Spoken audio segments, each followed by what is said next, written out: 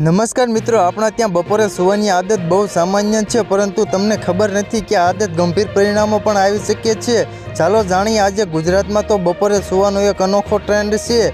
એમાં પણ સૌરાષ્ટ્રના અમુક વિસ્તારોમાં તો બપોરે સૂવાને લઈને ખૂબ જ જાણીતા છે. બપોરે સૂવું જાણો રિવાજ બની ગયો હોય. અમુક શહેરોમાં બપોરે તમે જાઓ તો એવું લાગે કે વેરાન જગ્યાએ આવી ચડ્યા છો. જી હા, મોટા ભાગના લોકોને બપોરે સૂવું ગમે છે.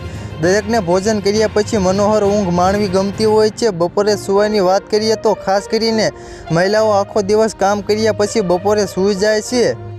પરંતુ માત્ર વિજ્ઞાનોમાં જ નહીં, આપણા શાસ્ત્રોમાં પણ એવું કહેવામાં આવ્યું છે કે બપોરે સૂવાથી જીવનમાં વાત દોષ થાય છે. તેથી વ્યક્તિએ આ સમયે સૂવું જોઈએ નહીં.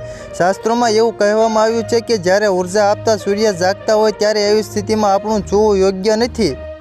તે જ સમયે આરોગ્ય નિષ્ણાતોનું કહ્યું છે કે બપોરના સમયે સૂવાથી ખોરાક સારી રીતે પચતો નથી, જેના કારણે તમન, કબજિયાત, ગેસ અને અપચાની સમસ્યા થઈ શકે છે. આ સિવાય મેદસ્વીપણા અને ડાયાબિટીસનું જોખમ પણ વધી જાય છે.